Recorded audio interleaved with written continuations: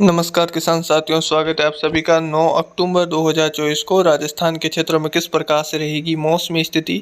तो सबसे पहले आप देख पा रहे हैं कि एक निम्न दबाव की गतिविधि है। कह सकते हैं कि केरल और कर्नाटक के अंदरूनी भागों के आसपास, यानी कह सकते हैं कि समुद्र तल में है, पर ये आसपास के हिस्सों पर बना हुआ निम्न दबाव कह सकते हैं कि आगामी दिनों में इसके डिप्रेशन और डीप डिप्रेशन की श्रेणी हो सकता है कि आगे तूफान जैसी गतिविधि भी ये करवा सके। यानी लगभग 8 से 9 दिनों के अंदर ये और मजबूत सिस्टम बनते हुए लगभग कह सकते हैं कि डिप्रेशन और डीप डिप्रेशन की श्रेणी तक पहुंच सकता है। बाद में तूफान भी ये बन सकता है। साथ ही साथ एक कह सकते हैं कि बंगाल की खाड़ी में जो सर्कुलेशन बना है वो धीरे धीरे और इंटेंसिफाई होगा और उसके भी आगे निम्न दबाव से होकर वेलमार्क और कह सकते हैं कि आगे उसके भी डीप डिप्रेशन से लगाकर डीप डिप्रेशन और वेरी सीवियस साइक्लोनिक और कह सकते हैं कि आगे तूफान की कैटेगरी वाला सिस्टम बनने की संभावना है। यानी लग रहा है कि इस बार अरब सागर और बंगाल की खाड़ी दोनों ही सक्रियता के साथ निभाएगी। एक कह सकते हैं कि एक नया रुख पलटेगा और कह सकते हैं कि खास तौर पर जो समुद्री सतह का तापमान देखा जाए तो बहुत अधिक है, जिसकी वजह से लगातार नए नए सिस्टम उभर रहे हैं और गतिविधि लगातार बन रही है। फिलहाल देखा जाए तो राजस्थान के उत्तर और उत्तर पूर्वी भागों के आसपास एक हल्का सर्कुलेशन बना हुआ है। हल्का नहीं कह सकते उसे, एक प्रभावी सर्कुलेशन कह सकते हैं, क्योंकि ये एक सर्कुलेशन के साथ साथ ही एक परिसंचरण तंत्र भी है। क्योंकि जो WT आया है उसका जो असर है राजस्थान में, ये परिसंचरण तंत्र करवा रहा है। पिछले 24 से 48 घंटों के भीतर राजस्थान के अलग अलग भागों में कहीं मध्यम तो कहीं तेज, कहीं जोरदार तो कहीं मूसलाधार वर्षा भी देखने को मिली है। जोधपुर, पाली, जालौर और कैसे खास जो पाली के क्षेत्र नागौर और उत्तर पूर्वी राजस्थान, उत्तरी राजस्थान के जो गंगानगर से लगाकर इन क्षेत्रों में भी वर्षा हुई है। तो अब आगामी दिनों में कह सकते हैं कि जो 16 अक्टूबर के आसपास से होकर आगे कह सकते हैं कि बंगाल की खाड़ी या अरब सागर दोनों में ही तूफान जैसी जो गतिविधि है वो उभरने की संभावनाएं हैं। यानी आगे इसके किस तरफ बढ़ने की जो संभावनाएं हैं, मैंने आपको पहले भी बोला है कि मैं आपको बता देता हूँ कि ज़्यादातर इसके कह सकते हैं कि अब 70 से कह सकते हैं कि 65% ऐसी संभावना लग रही है कि ये ओमान और सऊदी अरब की तरफ आगे बढ़ सकता है। क्योंकि इसके राजस्थान की तरफ आने की जो अरब सागर में बन रहा है उसकी कोई संभावना कम है और ज़्यादातर ओमान और सऊदी अरब और उसके सऊदी अरब और अमीरात के आसपास से आगे बढ़ सकता है। यानी उस तरफ जाने की संभावना 65% लग रही है। बाकी 35% संभावना है कि ये राजस्थान और गुजरात, महाराष्ट्र की तरफ बढ़ सकता है। तो यह तो आगे हलचल या इधर की उधर हो सकती है, पर ज़्यादातर जो संभावनाएं मैंने आपको बताई हैं वो सटीकता के साथ हैं।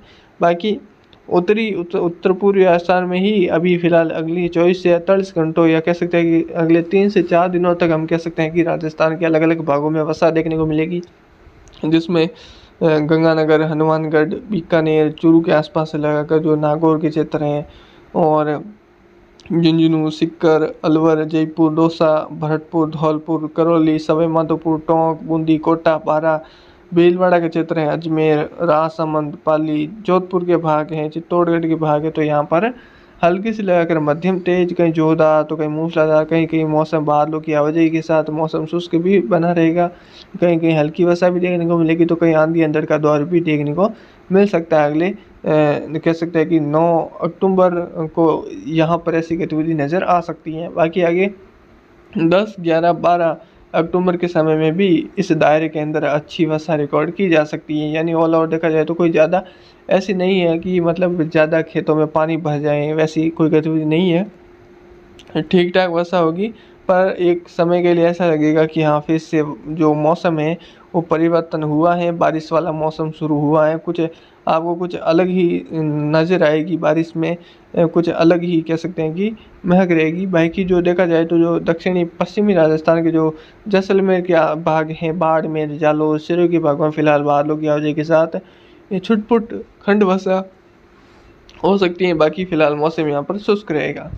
ज़्यादातर धूप छाँव का खेल यहाँ पर जारी रहेगा। वैसे धूप छाँव का खेल तो राजस्थान के जो उत्तर पूर्वी मध्य भाग है तो यहाँ पर भी रहेगा, पर बादलों की आवाजाही यहाँ पर बहुत ज़्यादा देखने को मिल सकती है। दोपहर के बाद या सुबह के समय से लगाकर आगे वर्षा यहाँ पर किसी भी समय हो सकती है। दक्षिणी राजस्थान के जो डूंगरपुर, बांसवाड़ा, उदयपुर के क्षेत्र हैं जो चित्तौड़गढ़, कुछ राजसमंद के क्षेत्र, यहाँ पर भी बादलों की आवाजाही के साथ मौसम शुष्क रहेगा। कुछ राजसमंद के आसपास के जो अरावली बेल्ट है, यहाँ पर कुछ इलाकों में छुटपुट खंड वर्षा नज़र आ सकती है। बाकी देखा जाए तो जो दक्षिणी पूर्वी राजस्थान के जो जालोर, कुछ कोटा के आसपास से जाकर जो 12 के क्षेत्र, यहाँ पर बादलों की आवाजाही बनी रहेगी। मौसम धूप छांव का खेल यहाँ पर भी जारी रहेगा।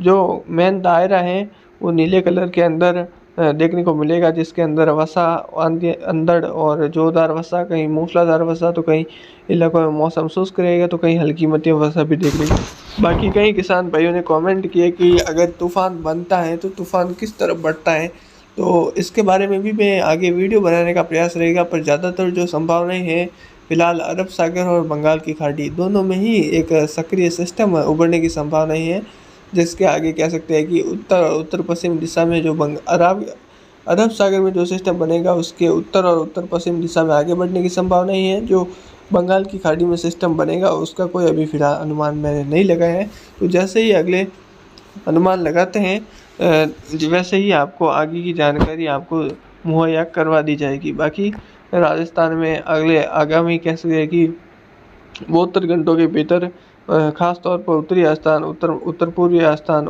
और मध्य राजस्थान तक वर्षा, तो कहीं आंधी अंधड़, कहीं जोरदार वर्षा, तो कहीं बहुत अच्छी वर्षा भी देखने को मिल सकती है।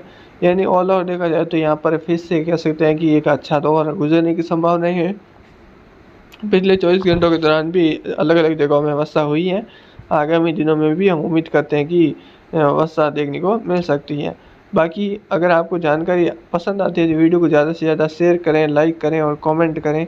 इस महीने में हमको लगभग 1000 शेयर करनी है। तो इस वीडियो में बस इतना ही। धन्यवाद। जय हिंद, जय भारत।